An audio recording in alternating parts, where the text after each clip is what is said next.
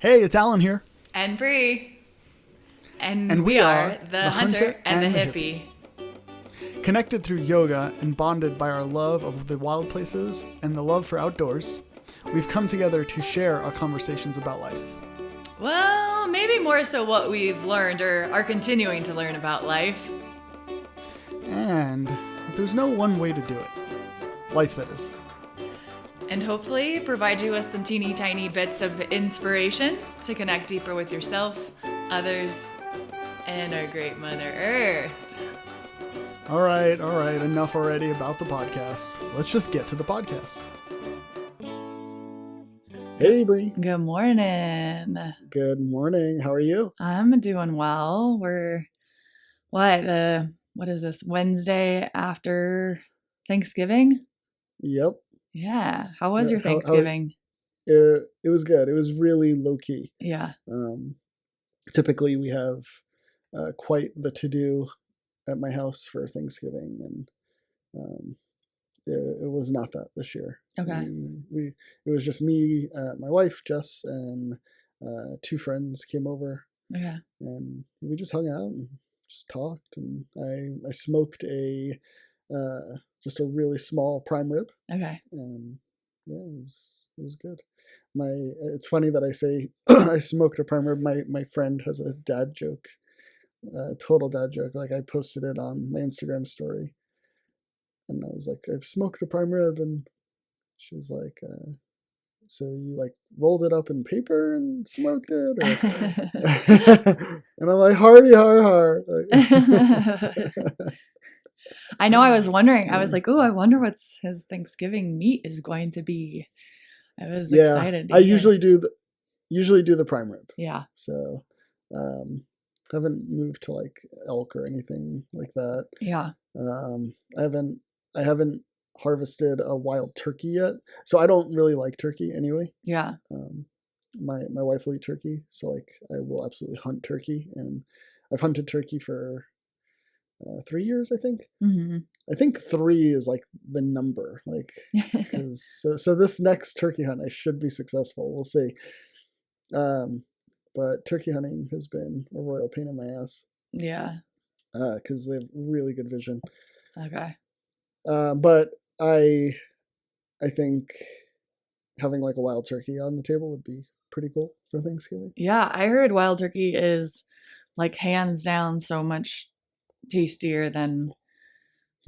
Well, I mean, that's not surprising than Right. store bought. Yeah. Who would have thought?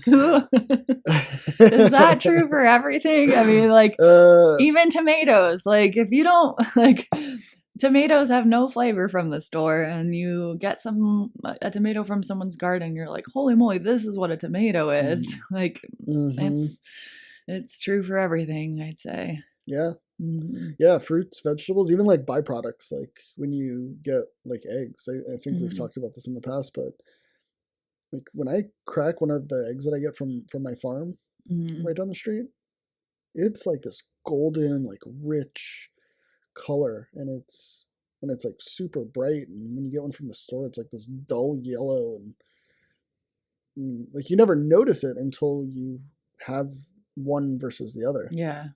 And I feel like the flavor profile is way different. Who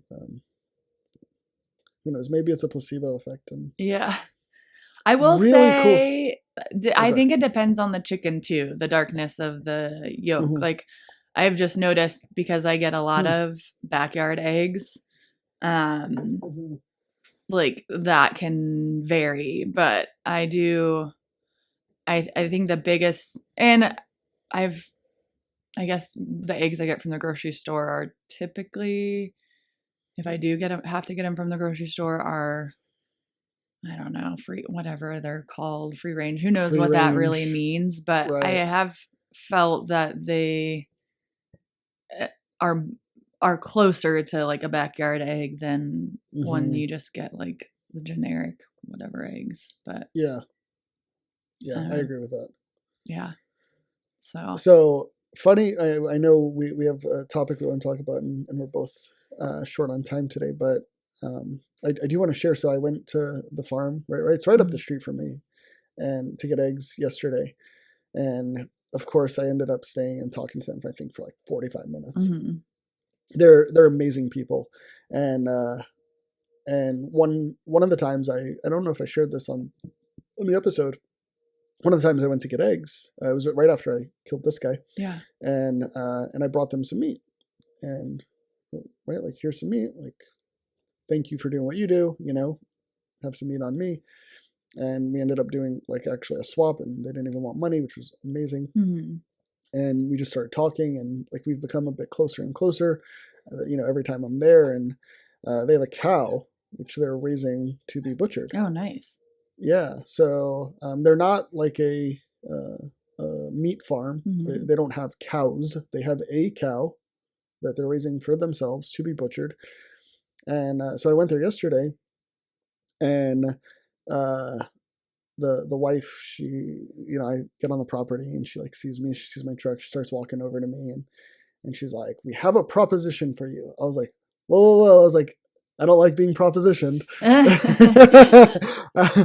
But she, and we laughed a bit, and then she's like, yeah, she's like, and it's funny. I told her to, she was like, Jerry, they named their cow. I was like, you're not supposed to name your food. I was like, that's a big no-no. I named my antelope. They have souls. No.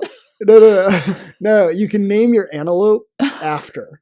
You can, you don't, it's like a pet, right? Like, it's like a dog, right? Like, right now we don't eat dog, but like they name. We don't. Right? So we don't. But like, you name the cow Jerry, and I'm like, you can't, like, no one wants to eat Jerry at the dinner table now, like, but anyway, I digress. That's not the point. So we're talking, and she's like, you were telling us how, you do all your own processing of your own wild game, and how you don't want other people touching your meat. Mm-hmm. Like, you want to know where your meat's been, who's handled your meat, everything like that. She's like, and we were thinking, would you be interested in helping us slaughter the cow and butchering the cow? And I was like, fuck yes, like, absolutely. And she's like, we'll absolutely give you some beef for it. I was like, I'm in. Like, absolutely, let's do it. And I have a little bit of butcher experience with cows too. My family owned some Italian delis back east. Mm-hmm. And never directly off of the cow, so it'll definitely be like an interesting experience. Mm-hmm. But I'm just like, wow, what a great, cool opportunity to, right? Like, wow, like, so now, and like, we're talking about like, oh my god, how are we even gonna kill this thing? And like, we're like, let's just both do research. They guess they call it a locker date.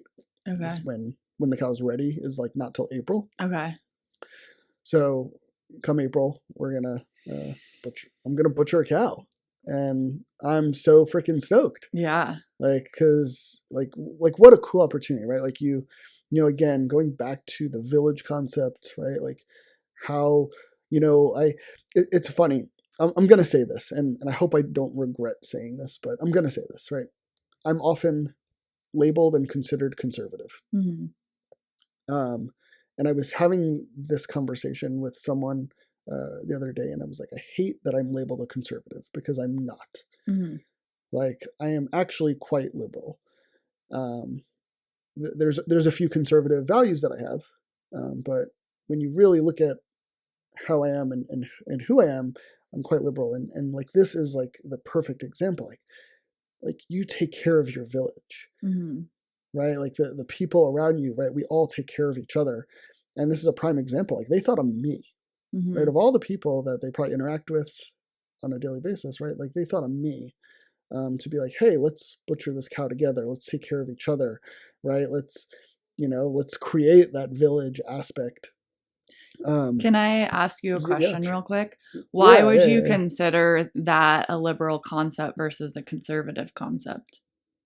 Well, I guess in today's, like, in talking like today's, because like there's like the whole, and I don't want to throw these terrible four-lettered words out there, but like, right, when you think of like socialist concepts, right, like I do think that like it is a bit of a like a socialist concept, right? That like I'm going to take care of you, you're going to take care of me, right? But it's all in the ways that we contribute. We all have different values, and so I think that we've been led to believe that like having that that idea of taking care of each other is probably more liberal, and I don't know what it is. Yeah. But like first of all, like we hate labels, right? That's why we started this this podcast. Is just because you're one thing doesn't mean you're another, and right, like the labels are not great. But because I feel there's that right there is like we've now put values in a sense into liberal and conservative, and it's interesting. I've seen some stuff, and you know, a lot of, and this is just my perception of what is out there, but a lot of liberal, you know, it's right, you're saying like take care of the community, but it's because it's in a way where it's, I see it as government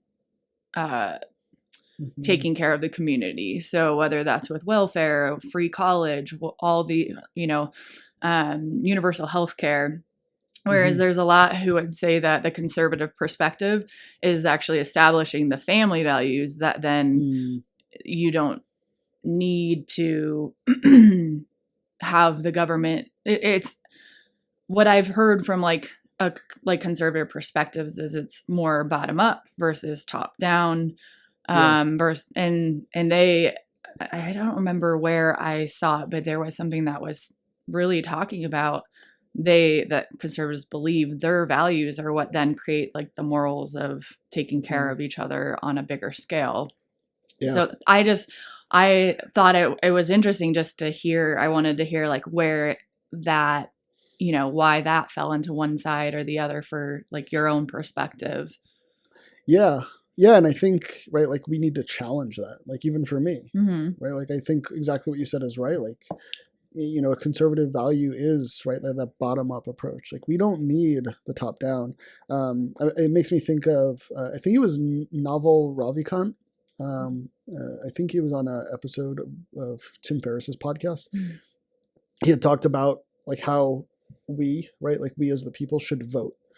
And it was like you vote socialist at the lowest level, right? Like so like town, city, right? Like the very lowest level.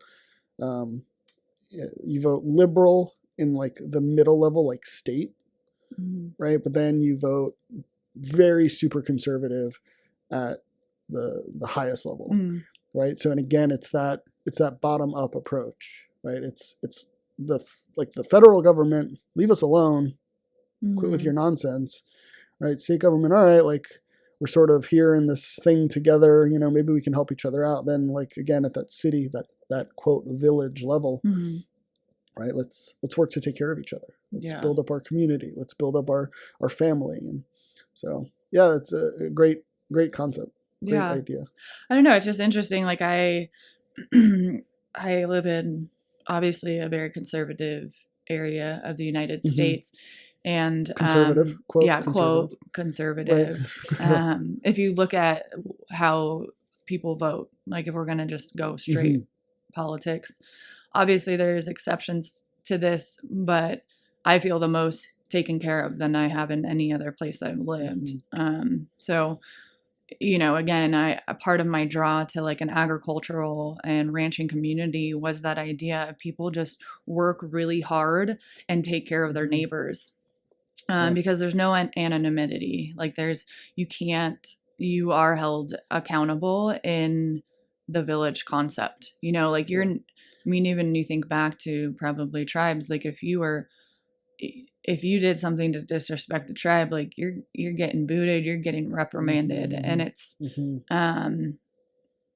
it's just that common respect for people that gets established in smaller communities and rural communities. And again, I'm generalizing it because there's going to be jerks everywhere, right? There's people, there's what we often see, I think, is the extremes on each side of the for going back to politics, the political spectrum. Mm-hmm. And then we represent the entire party or people who believe that through those extremes. Yeah. And I see a lot of, I'm not personally religious, but I see the value in creating a moral structure, that religion, Mm-hmm. which is oftentimes associated with conservatives, which is absurd because people on both sides are religious, right? Like, yeah, absolutely. So, no, it's just interesting. No,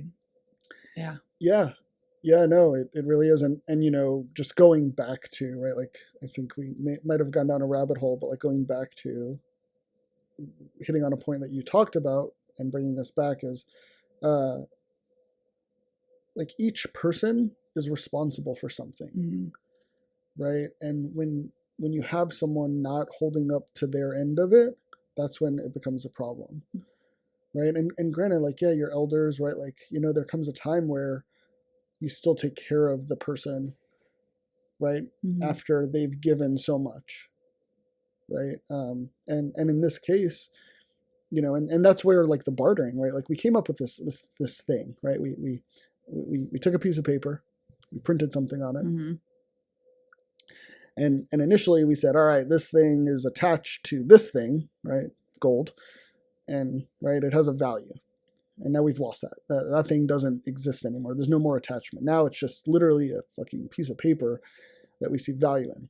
But prior to that, right, there was gold, but it was a lot of bartering, right? Like, you lived through, hey, I'll do this for you if you do that for me. Mm-hmm. Right? In that village type concept, like, hey, I will give you elk meat, and if you give me eggs, and mm-hmm. we have a cow, and you know how to butcher, like, I will give you beef for your services. And mm-hmm. And as you just expand that network, I think that you create a village. And mm-hmm. this is last episode, I know. right? We're talking so much about it, but really, just the more you put into it, and that's what I'm noticing, right? Like, mm-hmm. the more you nourish those relationships, and the more you put into it, the more you get out of it, and that you see what other people have to offer. Yeah. And you see what you have to offer. It's fascinating, even with gold. Like, when you bring up gold, it's still made up, right? Who put the value on gold? We Yep. chose to put the value on gold. And I understand, mm-hmm. I understand why the need for this arbitrary item to use in exchange, because if you think it's like, okay, let's barter, but like, I don't need that right now. So how can I, it's like, well, my freezer's full. I don't need your meat, but I need this. And so I do understand where it came into existence, but then it's now just become, has allowed us to move away from community and needs, and then putting so much emphasis on, again, the value of this now paper money, now not even paper money, right? Like, now we just have credit lines. Yeah. And the value of our dollar fluctuates drastically. And, it's just, yeah, I don't know. We definitely, this happy Thanksgiving. I don't know. Yeah. So, but before we move on, I want to hear, what did you do for Thanksgiving? And then maybe you can lead us through some breath. Okay. Yeah. 90% of the way in through this episode. And here we are. Maybe chat about the holidays a little bit. Yeah. So I taught a class in Cody on Thursday morning. It was a Vinyasa Nidra class, which I normally teach Thursday mornings. And before I kind of knew what my plans were, I was like, well, I might as well do this offering, because it's normally just an hour class. And I have any opportunity for me to teach Nidra, which anyone who doesn't know what it is or hasn't tuned in previously, is just a guided, relaxing meditation. And so I jump on any opportunity to be able to guide people through that. So I started my morning with that, and then actually jumped in the car right after and drove to South Dakota So my boyfriend lives in the Black Hills out here, and I did not make it for Thanksgiving meal because it's 6-ish hours, but got to, spend time with his family in the early evening. And then I've been out here and picked up his new puppy on Saturday, and yeah. Nice. And you've been living the puppy life since. Yeah. Can you tell? Do I have bags under my eyes? Bags under your eyes, sleepless nights. Yeah. Cleaning up messes all over the place. It's funny. It's crazy how quickly they learn, though. Well, it was interesting. The very first night was like, she cried for 30 minutes because we're crate training her. She cried for 30 minutes and then slept through the night until 5 a.m., 5:30. We're like, wow, that's crazy. This, like, did not expect that.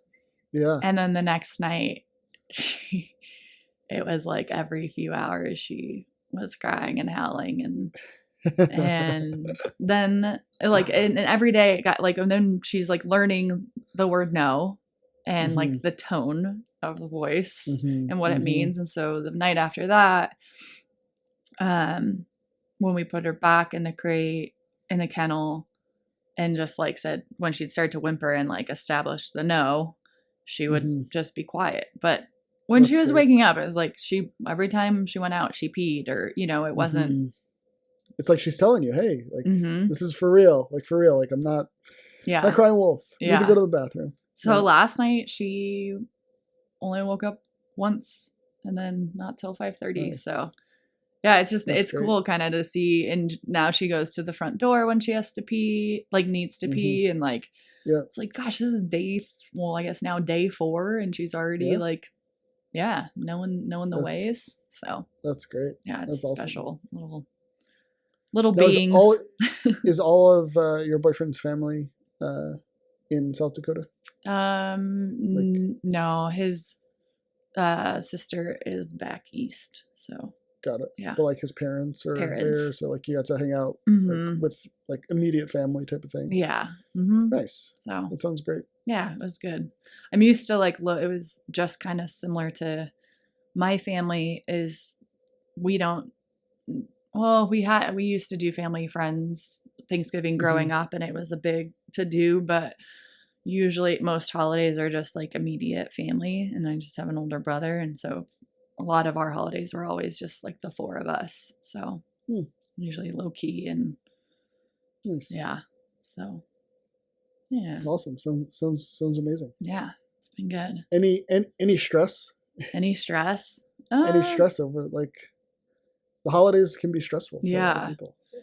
No, totally. I mean, that's I think the only stress for me was getting stuff done before heading out, being out, not in my own space for 10 days. So, but I had, fall was busy. I think we talked about that a lot. And I'm starting to feel like a little more grounded, and that's where like top of mind for me is as we enter like busy holiday season. How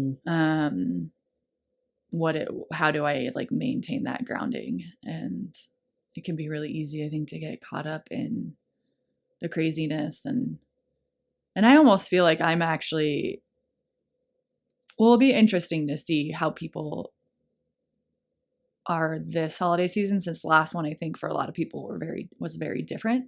And now people are starting to travel again. They're starting to gather again. I mean, that didn't really affect me so much last year, but I almost feel like the holiday season for me is going to be calmer than the last couple months, just by nature of seasons and obligations and.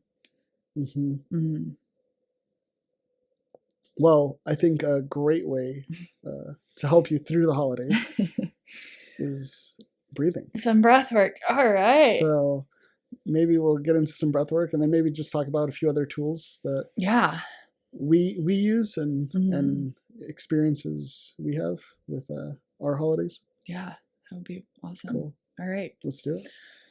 So wherever you are, if you are seated and not driving, just close your eyes. Otherwise, find a soft gaze, an unfocused gaze.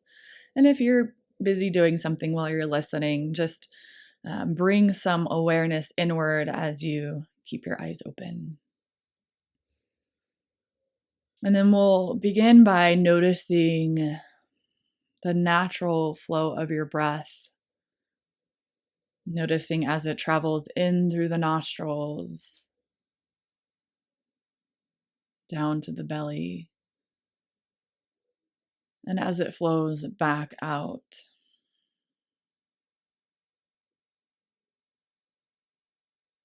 And first, feeling the temperature of your breath at your nostrils.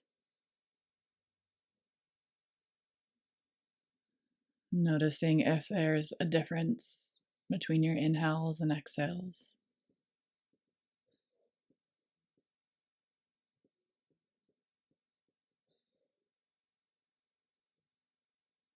And become aware of the texture of the air.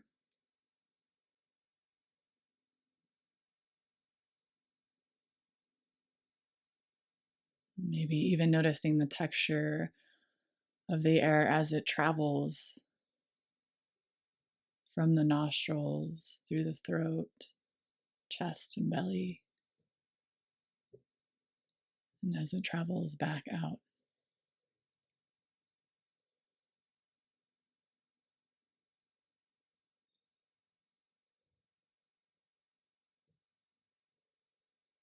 And just observe the natural cadence of your breath and following it from as it enters through the nostrils. Noticing if the depth of your inhales and exhales are different.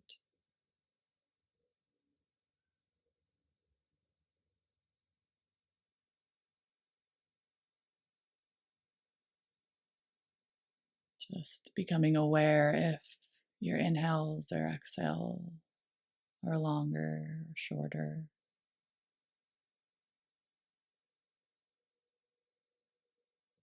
If there's a steadiness, or if there's a difference between each breath cycle.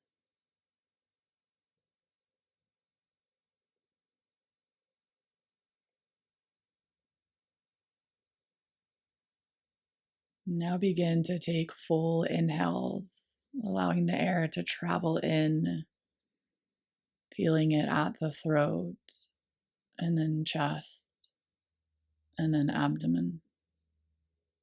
And complete exhale as the belly releases, the air traveling up through the chest, throat, and back out the nose. Full inhale. And complete exhale. And as you continue to lengthen your inhales and exhales, just bring awareness to each point along the way. Noticing the throat center, the heart, the solar plexus, or the space just above the belly button.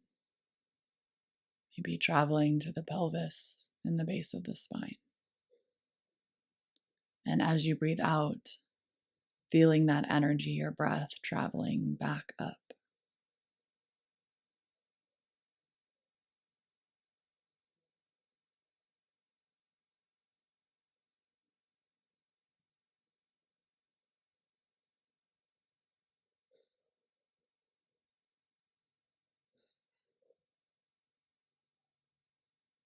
And then begin to notice if anything changes as you bring awareness to the full cycle of your breath.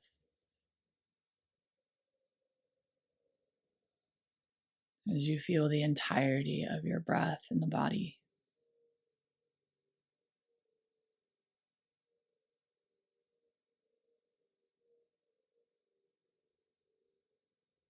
And knowing that you can always come back to your breath.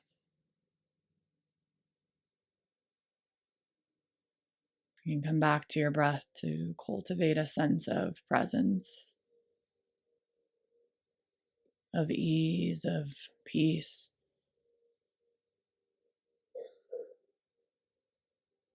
Amidst anything that's happening around you.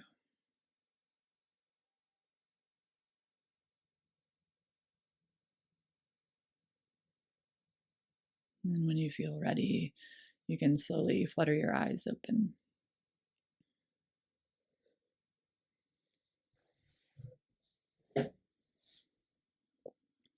Thank you. Yeah. So the holidays are coming. Yeah. We've already had a holiday. I didn't really have a whole lot of stress. Doesn't sound like you did either, but I know holidays can be really stressful. Mm-hmm. Any thoughts? Any initial thoughts that come to mind? Well, I guess I was going to ask you is why didn't you feel any stress this holiday? Or the start, the start of the holidays. Yeah, for me, it was probably a few things. Right? It's usually not just one thing, but first it was from the beginning. It was low key, but also I was coming off of a really busy time frame, and so I made a post on Instagram about this. Like I had felt, there was a point where like I was feeling really overwhelmed, and I had so much committed on my plate, and I wasn't even sure how I was going to get it done, and I probably fell more into like my autopilot phase during that time of all right, like one foot in front of the other, continue to do, utilize the tools that I've created for myself, yoga, breath, working out, that type of thing, to get through that. And then, through a lot of the commitments, I reached like a level of calm where it wasn't calm externally. It was still overcommitted, still had a bunch of shit to get done, but it was calm internally, and it was just because like I got this, like right, and it's not even just an I got this. It's everything's going to work out how it's supposed to, right? Not how you want it to, but how it's supposed to. So it's freeing when you truly have that mentality, because things are going to come up that you're not going to be able to control, and you can control your response to them, and things are going to come up. That's the thing. It's not if they're going to come. Things are going to happen, and whether it be the holidays or any time of year, you have to be prepared to deal with those things. And I felt at ease, and knowing that whatever came up, I'd be able to deal with it, because I could choose, because I control the thing that I can control, which is me, and I can choose my response to it. And so, coming into Thanksgiving, I'd been in Florida. I had drove there and back to Arizona for a jiu-jitsu camp. There was hunting for myself. There was hunting for other buddies involved in there. Just a lot of things that it was just constant movement. So coming into the holiday, Thanksgiving specifically, it was all right. Like, what do we do for Thanksgiving? And I already knew that a bunch of other people had other plans, so it wasn't going to be this large undertaking. And really, it was just like, what am I gonna do? I'm gonna cook dinner. I do that every night, right? So what's the difference if now there's 4, 6, 8 people that are joining for dinner? Now I just have to cook a little bit more dinner. And it was pleasant. It ended up only being 4 of us, and we hung out and we chatted, and there was no pressure. It wasn't like, like this huge entertainment deal. And thankfully I was home, right? I was in the comfort of my own home, which always helps, right? When you start traveling, traveling with children and traveling to see family, that adds a different level of stress. And I'll talk about that in a moment. But also the other thing I've been doing, I completed, and we're going to talk about this on another episode, but I was doing the 75 hard challenge. And so that was daily, 75 days of really having my shit together. So it's 75 days of 2 workouts a day. One of them has to be outside, a gallon of water. You have to drink a gallon of water a day. Read 10 pages of a nonfiction book, stick to a diet, no cheat meals, no alcohol. And take a progress picture every day. And I was set to finish it the day after Thanksgiving. So I had already built in this routine. It had already been 73 days on Thanksgiving or 74 days on Thanksgiving. And that, I believe, really helps, right? Having that discipline of knowing the things that I needed to get done and controlling what I can control. And, it was really easy. I was getting my exercise in. I was getting my endorphins flowing every day, and had the best mental clarity that I feel like I've had in a really long time. So yeah, feeling pretty good. What about you? Why do you think? I mean, minus a 6-hour drive, that's stressful. It actually wasn't stressful. There was not really anyone on the road, and I don't mind. I don't drive much in my daily routine. Obviously, like in Cody, everything's no more than 7 minutes from like the most I drive is when I go recreate, and I don't mind that drive. I get to drive through the Bighorns. The only reason that drive can be stressful is weather, and it was very clear. Actually, it snowed in Cody a couple days before, but the roads were dry, and there was less people on the road, and just easy. It's easy driving. It's so that wasn't. That's nice. It's stressful in the body, sitting. And then 2 days later, we sat for 13 hours round trip to pick up the puppy. So that was the puppy. Yeah. So that was, that physically can be tolling, but it also reminds me of what most people experience daily, right? I'm fortunate enough to not have to sit at a desk all day for my profession. But it reminds me of like, oh, wow. Yeah, this is what, my clients experience or our students experience. And, but I think a big part of why it wasn't as stressful is, I guess, similar to what you're talking about. And I mentioned this on past episodes, but I was in a period of overcommitment. So it was that, the pendulum swings, right? And so I went into this overcommitted area, and then to like almost correct it, right? You're like, I'm not saying yes to anything, or like,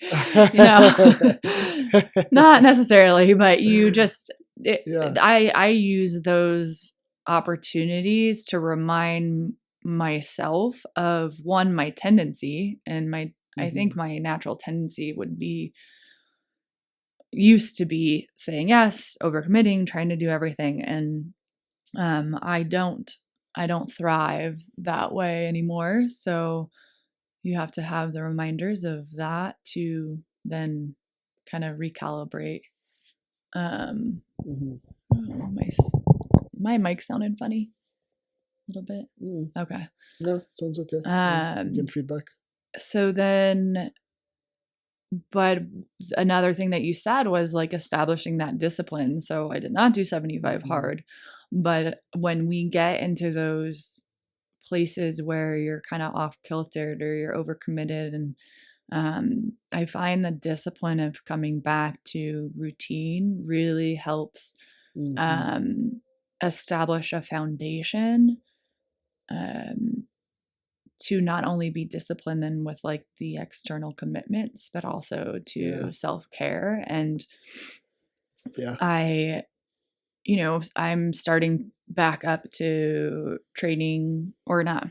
I don't know, I guess that you would call it training, but I'm ramping back up my running. And so part of that is being disciplined about getting out. And I know that always makes me feel better. And I know the last couple weeks, I had a period of probably a week or so ago where I was too probably overstimulated with news and all the current events that were happening, and it was really impacting my mood, and I can feel that. And I was like, I need to cut this off. I need to go out and run, and then I need to establish that discipline with how I'm relating to the content that's presenting itself. And that's where, when you're disciplined in one area, it's a lot easier for that to kind of bleed into other areas.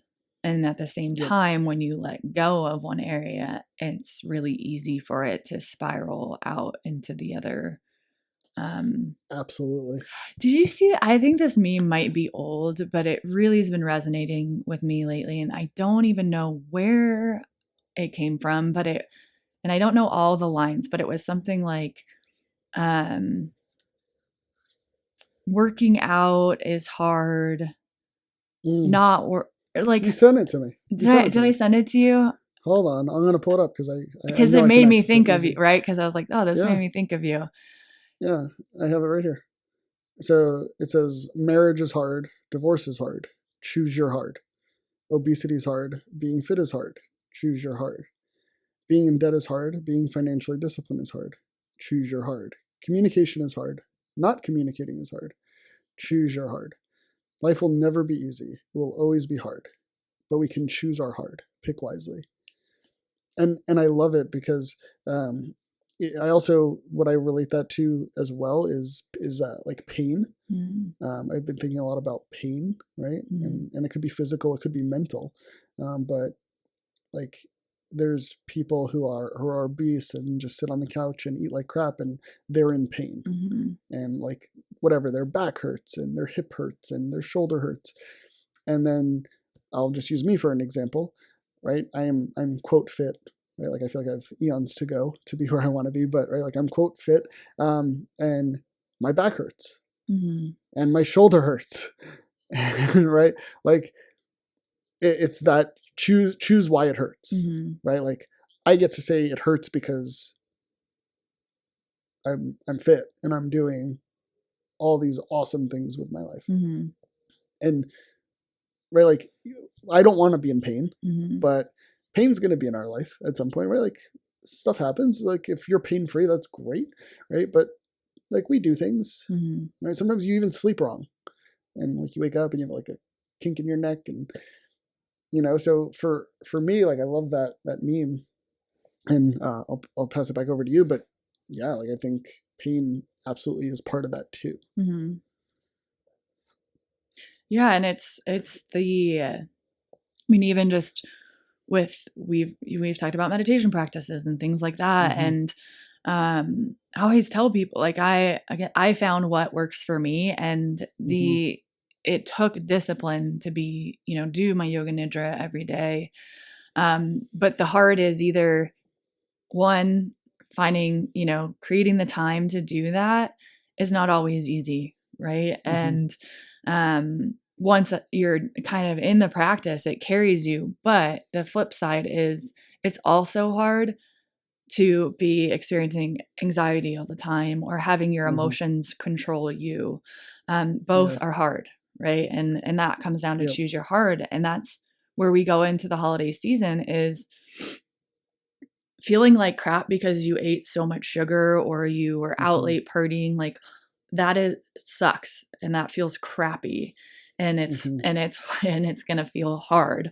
And the flip side is like having the discipline to say no is also hard. You just have to decide, and maybe it wavers, right? Like we're humans, and it's, but knowing that the repercussions of each, maybe that's what can be your driving force. Is I sometimes almost look at those comparisons of the hard with discipline is at the beginning, and the repercussions or the outcome is something that is much more, for me, serving and supportive. Whereas the repercussions, the hard, it's like almost the first step on the other side of that pendulum is easy, but the repercussions are hard. And they're everlasting, and they're continuous. Absolutely. And I think what resonated with what you talked about was, it's this idea of establishing habits, right? It's establishing the habits that serve you and help you. And we forget what they are when we get caught up in busyness or in obligations to others. And this, again, the holiday season is no exception. But I also, try to play to seasons. Like, we're entering a season of like, for me, it's potentially just sleeping more, maybe going to bed earlier, and really turning inward and focusing on myself and reflection, versus going into a phase of overcommitment and the outside world. We're going into a winter season, metaphorically and actually, literally. And I think that one of the big things about discipline, especially during the holidays, right? So 75 hard, and I'm not going to try to dig too deep into this, because really it's any level of discipline, right? When you're around family and friends who are not disciplined, discipline can come off as like an inconvenience, maybe, right? Like maybe this something bad. For example, and it wasn't bad when I went to Florida. It wasn't during Thanksgiving, but I went to Florida, saw my family, and it was during my 75 hard, and it was very much like, all right, I need to work out twice a day. Like it's going to happen, and it's for me to figure out. It's not for you to worry about, right? But oftentimes, you can, and this wasn't the case with my family, but oftentimes it could be like, oh, well, why do you need to do that? Oh, just skip it today, right? Like, oh, we're just hanging out with family. Why do you have to go to the gym for an hour? Right? Because like the minimum is 45 minutes on my workouts, but I'm not, 45 minutes, I'm done. Right? Like I do my workouts, and whatever time they take. But it's so easy to be around the undisciplined and to fall back. Human nature, right? And this isn't just human nature. This is animal nature. This is one of the things like I really try to teach people when I'm teaching them to hunt, is we look for the path of least resistance, right? We are inherently fucking lazy, period.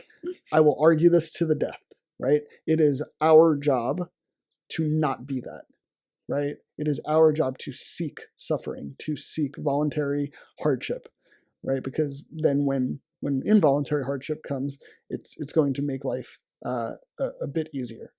But that's a different topic. But when where was I going? I lost my train of thought. Damn it, brain fart. I haven't had a brain fart in a long time. What was I saying about inconvenience with traveling, others impacting your discipline? Yeah. Like I lost the thought. Maybe it'll come back to me, but it's very easy to, we're inherently lazy. Right? Human nature is to follow the path of least resistance. There it is. And it's true for animals, right? When you're hunting elk, right? We find game trails, right? We find paths worn, right, by animal behavior, right? To the animals say, there's a bunch of downed trees over here, or there's this trail, and guaranteed the animals are looking for that trail, right? Just as we look for that trail. right? So when you start to see like, oh, we can take the path of least resistance, or, and I'm not recommending going over down trees because that sucks, but right, like I always look for the game trail, but you know, it's important to know that, to remember that, to know, am I falling back into the path of least resistance? And when you have people you love, your friends, your family, saying, oh no, come on, come here, follow me to this path of least resistance. Don't worry, like, you're so in shape already. Like, you know, it's really funny. Like we the people who love us, right, think they're doing us a service and providing us love with things like, oh no, you're so in shape already. You're so healthy already. Like that you can just skip these things. Right. And I think we're all accustomed to it, whether we've already fallen back into it and maybe we're that person. But now it's made my life different when people are like, oh, I got to go work out. I'm like, great, go get it. Yeah. See you in a bit. Right. Like, yeah, you do. Like your girlish figure ain't going to maintain itself. Like, get out there. And, you know, you think, oh, it's just one. That's how it starts. Oh, it's just one. Right. And, but also like you can have some grace with yourself too. And yeah, you know what? It is just one.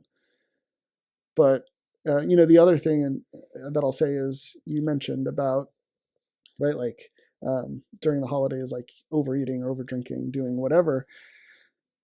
And there's also a lot of people who are like, oh, I got to watch what I eat on Thanksgiving, or I got to watch what I drink on Christmas and Thanksgiving, whatever. And that's the only meal they fucking give a shit about.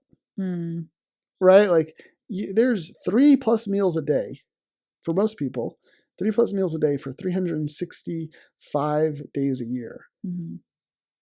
And do you give that much effort and thought and concern into those meals? Because truly, one meal isn't going to affect you. Like if you have, right, what's 365 times 3, right? Whatever that number is, it's a whole lot. Everyone knows how terrible at math I am. But, right, like you take this one meal, fucking eat the pie. Right? Like unless you're doing like, you know, 75 hard where like I literally couldn't have the pie. But like, like eat the pie. I promise you, like, yeah, I saw this meme and I love this meme and I send it to my friend all the time. And it's, I'm going to ruin it, but it said something like, the holidays didn't make you fat. You were fat before the holidays. Like you're telling me 2 days, Thanksgiving and Christmas, 2 days, one meal, maybe 2 meals, right? Maybe you get up for leftovers, right? You're telling me those 2 meals are what made you obese, right? Like for the rest of the year? Like, no. Like, so it's the discipline. It's what you're doing outside of those 2 meals, those other days, that when you walk into those 2 days, that maybe you can give yourself some grace, right? Maybe you're okay with that hard of waking up the next morning hungover because it's, you know, it's just this one day and you're like, you know what, let me break loose. Yeah. Right. I know you talked about this on that episode, right? Like you even said, like you stayed up drinking later than you should have. Yeah. Right. And it like ruined your weekend, but you knew that you walked into that first beer knowing the price to pay. Yeah. And you paid it. You were willing to pay it. And it's like my overcommitment of fall, like it's the reminder, right?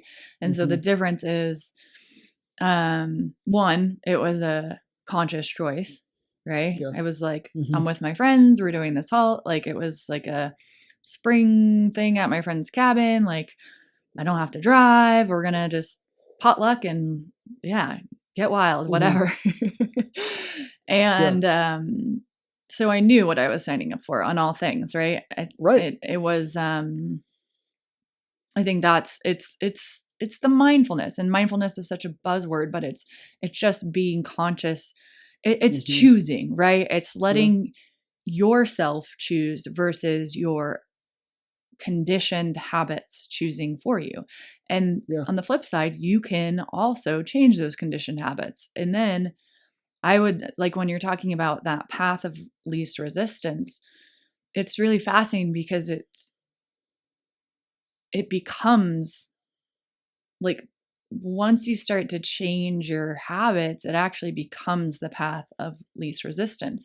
And you get to just be in the flow of a life that is serving you. And that's because so much of what I work with is like our suffering comes from resisting what is, right? So if you look at resistance, like it's like almost like you have to seek the path of resistance to then create a path of less resistance for yourself.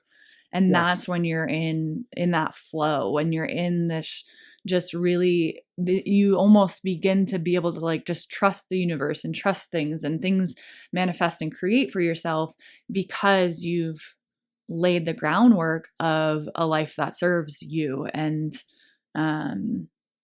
yeah. And that's what I was talking with meditation. It's like, yeah, it might be hard to, how do you create time for it? Well, I just do. And then I realize how much better I feel in my everyday life because of it. And then that's what carries me into saying like, and yes, I miss days of nidra, but I know that when I am practicing regularly, the way that I feel every day is just different than when I'm not. Yeah.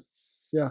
You described creating your own game trail, right? Like that's exactly what you described, right? Like there's the trail, there's the concrete trail, the path that has been paved for us. That's super easy, right? That's the path that's the undisciplined, right? Let me just walk this path that someone else did the work for me. And I really don't have to do anything. And I'm just going to become fat and lazy. Where what you said is like, you know what? I'm going to go into the woods.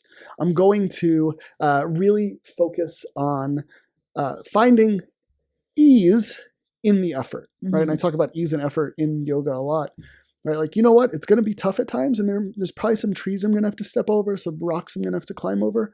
Fine. But I'm going to walk that and wear that down so much so that it becomes easy. That it becomes my path of least resistance. And I love that. I love that you described that, because that's all I could imagine. Like I imagine like walking on a game trail, and like you're helping that process. But then you also have to realize like, all right, this isn't serving me anymore, to your point, right? Let me start to cut a new game trail.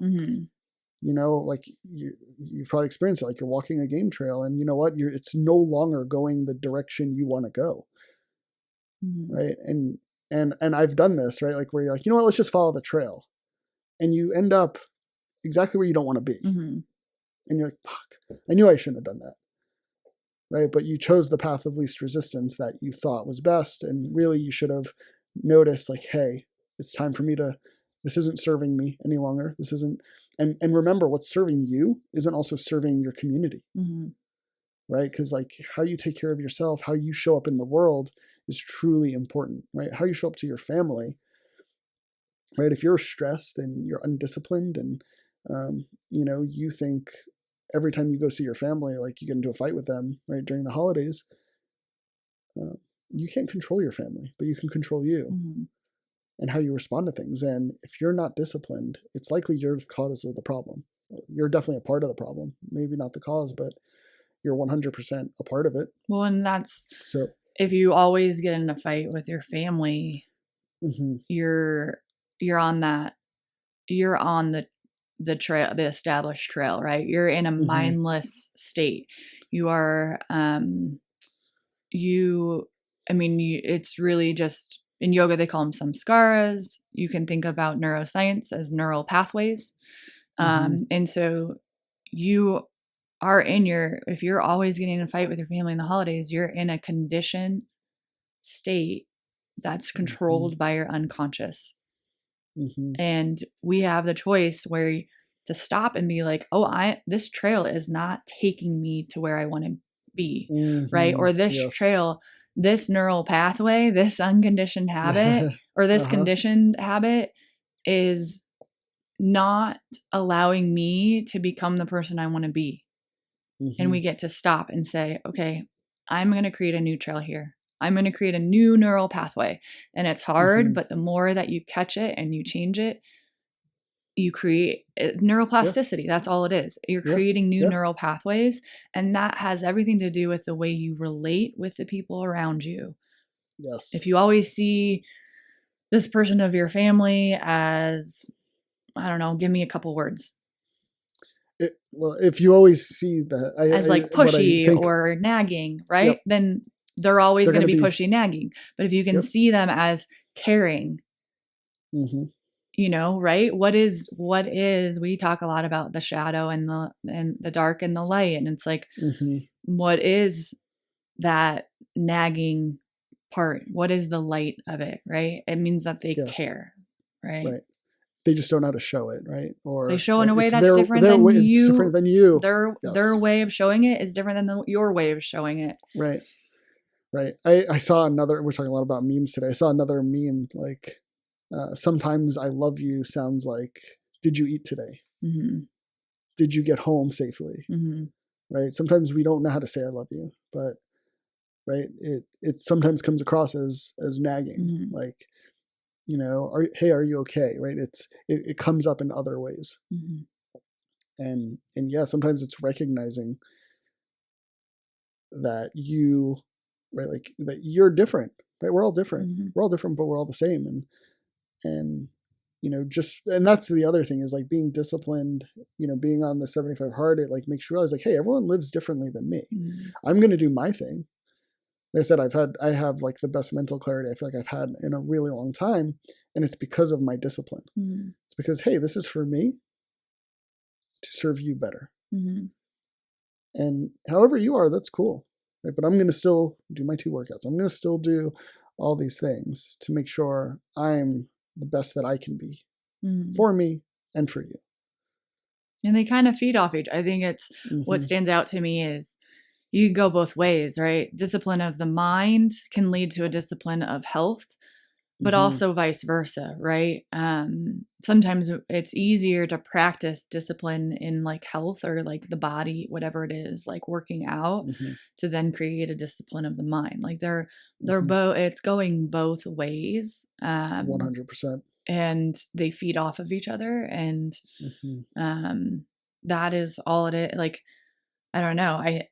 I thought, I can't remember, it was like 6 months ago or something. I thought a lot about, I'm like, is it my disciplined mind that helps me to like be committed in going to go on my runs, let's say, or is it that my runs that have created a disciplined mind? The chicken or the egg? Yeah. It's both, right? Like it's your discipline, right?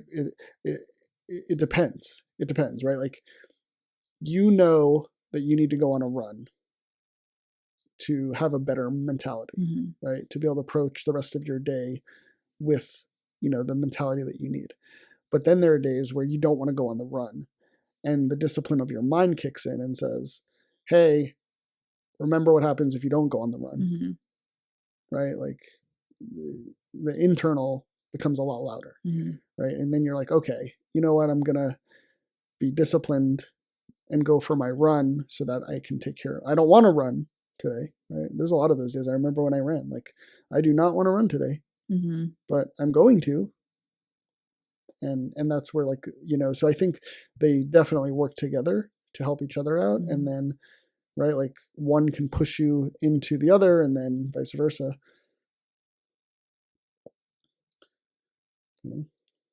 The last thing I'll say, and then we can wrap up, is I also have a 3-day rule. And let's be honest, when you go see family, you are not vacationing. It's not a vacation. Okay. Even if it's for the holidays, like going to see family, like I learned this the hard way, right? Going to see family is going to see family. I'm not saying that it's not a good thing. It's just, it's not a vacation, right? You're there to see people, right? Your family, you're there to, you know, quote, spend time with them. You're right. If it's for the holidays, you're in the house with them, right? You're changing your routine a bit. So I implemented a 3-day rule. I started to notice that after 3 days of being, you know, with family or friends, right? Whether it be me going there or them coming to me, that you start to get to like a breaking point, right? You start to, especially if you are disciplined, right? And right, you start to get out of your ways, like you start to lose some of the what the hell's the word I'm looking for? Brain fart on the word now, but like the disciplines that you have, right? Like every morning I get up and I have a routine, and when I travel, there's things that like interject themselves into that routine, and it stops me from being able to do that. And when you stop doing that for, in my mind, 3 days, I do think 3 days is the magical number. I need to put some scientific proof to this, but it's funny. I had a friend reach out to me. They went home for Thanksgiving. They didn't go on vacation. They went home for Thanksgiving, and on the 4th day, I started getting messages about, so stressed. Like I just want to be home, and I was like, what day is it? Yeah. And they were there for like 7 days, and they were like, it's day 4. I'm like, 3-day rule. Yeah. Like you broke the 3-day rule. Like, and now it's back to the drinking thing. I break the 3-day rule, but I now know, like I signed up for that. Like I'm breaking the 3-day rule. It's my choice to break the 3-day rule. So now I have to deal with the consequences, and I better have the tools to deal with that. So right. And I start dealing with it before, right? When I know, all right, I'm here for 5 days, 6 days. What do I do? Well, starting on day 3, all right, day 3 is here. How can I be better? How can I work? How can I be more disciplined? How can I show up better? Day 4 comes, right? I start dealing with it easier. Right? I went to see my sister in Florida, and I was there. I think it was like 5 or 6 days. And by day 3, I was fine, because I signed up for it. I volunteered for it, and I acknowledged that, yes, I'm breaking my 3-day rule, and I'm going to use the tools that I own to deal with that. Yeah. But when I think a lot of us can, I'm going to write a book about this, the 3-day rule, and do some scientific research. But I think the 3-day rule, coming out of your comfort zone, out of your routine, you start to get impacted in a negative way. And, we need to fall back into our disciplines to deal with that. Yeah.